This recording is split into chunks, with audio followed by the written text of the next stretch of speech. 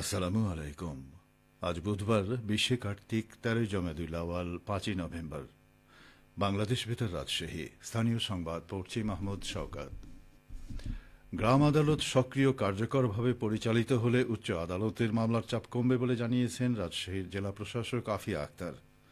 তিনি গতকাল জেলা পরিষদ সভাকক্ষে ইউনিয়ন পরিষদের চেয়ারম্যানদের অংশগ্রহণে ২ দিনব্যাপী গ্রাম আদালত বিষয়ক প্রশিক্ষণ কর্মশালার উদ্বোধনী অনুষ্ঠানে প্রধান অতিথির বক্তব্যে এসব কথা বলেন। জেলা প্রশাসক বলেন, গ্রাম আদালতের বিচারক হলেন ইউনিয়ন পরিষদের চেয়ারম্যান।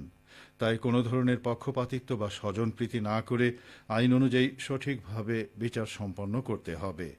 তিনি আরও বলেন, গ্রাম আদালতে সঠিক বিচার হলে ভুক্তভোগীদের আর উচ্চ আদালতে যেতে হবে না। এতে আদালতের মামলার চাপ যেমন কমবে, তেমনি জনগণের ভোগান্তিও হ্রাস পাবে। অনুষ্ঠানে সভাপতিত্ব করেন স্থানীয় সরকার শাখার উপপরিচালক মোহাম্মদ জাকিউল ইসলাম। উল্লেখ্য, স্থানীয় সরকার বিভাগ, পল্লী উন্নয়ন ও সমবায় মন্ত্রণালয়ের বাংলাদেশ গ্রাম আদালত সক্রিয়করণ তৃতীয় পর্যায় প্রকল্পের আওতায় এই প্রশিক্ষণ কর্মশালা অনুষ্ঠিত হচ্ছে। বিএনপির জাতীয় নির্বাহী কমিটির ত্রাণ ও পুনর্বাসন বিষয়ক সহ সম্পাদক এবং রাজশাহী ৩ পবা মোহনপুর আসনে বিএনপি মনোনীত সংসদ সদস্য প্রার্থী অ্যাডভোকেট শফিকুল হক মিলন বলেছেন, ছাত্র জনতার জনরোষে পড়ে শেখ হাসিনা দেশের বাইরে পালিয়ে গেছে, কিন্তু বিএনপি চেয়ারপারসন বেগম খালেদা জিয়াকে শত চেষ্টা করেও দেশ থেকে বের করতে পারেনি, কারণ তিনি দেশের জনগণকে ভালোবাসেন, দেশকে ভালোবাসেন। আসন্ন জাতীয় সংসদ নির্বাচন উপলক্ষে গতকাল রাজশাহীর পবা উপজেলার পালিলা ইউনিয়নে বিএনপির নির্বাচনী প্রচারণা ও আলোচনা সভায় প্রধান অতিথির বক্তব্যে তিনি এসব কথা বলেন।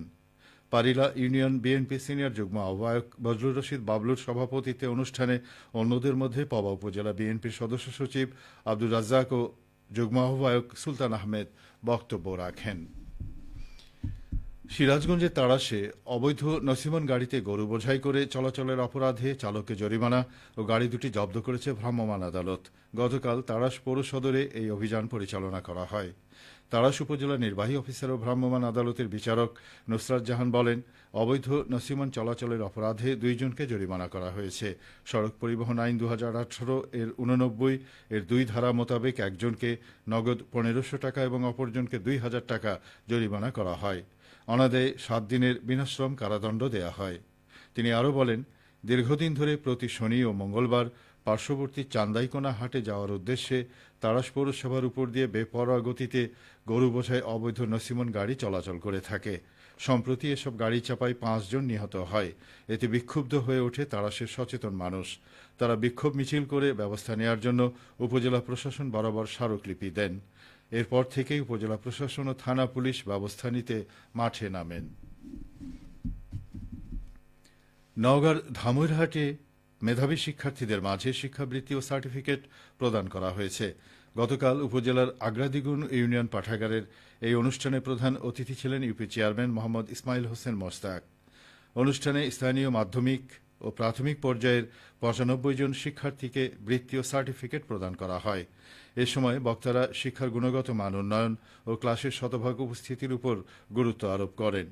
চক ময়রামপুর সরকারি মডেল উচ্চ বিদ্যালয়ের সাবেক প্রধান শিক্ষক এস.এম. খেলালী রব্বানীর সভাপতিত্বে অনুষ্ঠানে বাংলাদেশ পরিবেশ আন্দোলন বাপার সাধারণ সম্পাদক মোহাম্মদ আলমগীর কবির, আগ্রাদিগুন কলেজের অধ্যক্ষ মোজাফফর রহমান বক্তব্য প্রদান করেন। খেলার খবর ফুটবল। চাঁপাইনবাবগঞ্জ জেলা নতুন স্টেডিয়ামে গতকাল থেকে শুরু হয়েছে মাদক বিরোধী ফুটবল টুর্নামেন্ট। খেলার উদ্বোধনী ম্যাচে গতকাল বিকেলে শিবগঞ্জ উপজেলা দল নাচল উপজেলা দলের মুখোমুখি হয়। উদ্বোধনী পর্বের এই খেলায় শিবগঞ্জ উপজেলা দল ২-০ গোলে নাচল উপজেলা দলকে পরাজিত করে।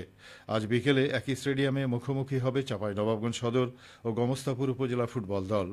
উল্লেখ্য, টুর্নামেন্টে চাঁপাইনবাবগঞ্জ সদর, শিবগঞ্জ, গোমস্তাপুর, নাচল ও ভোলাহাট উপজেলা দল অংশগ্রহণ করছে।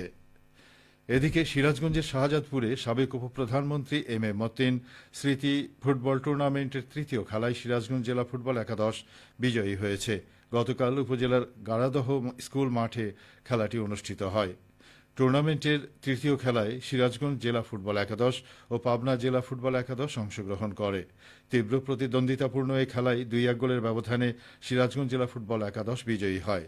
খেলা শেষে ম্যান অব দ্য ম্যাচের ক্রেস্ট প্রদান করেন শাহজাদপুর উপজেলা বিএনপির সভাপতি ও সাবেক চেয়ারম্যান আব্দুল জব্বার সহ অতিথিরা। সবশেষে আবহাওয়া। আজ সকাল 6টায় রাজশাহীতে তাপমাত্রা ছিল 22.5 ডিগ্রি সেলসিয়াস। এ সময় বাতাসে আর্দ্রতার পরিমাণ ছিল 95%। রাজশাহী ও পার্শ্ববর্তী এলাকায় আজ সূর্যোদয় হয়েছে ভোর 6:14 এবং সূর্যাস্ত সন্ধে 5:22। সংবাদ শেষ হল। আমাদের পরবর্তী স্থানীয় সংবাদ দুপুর 12:10।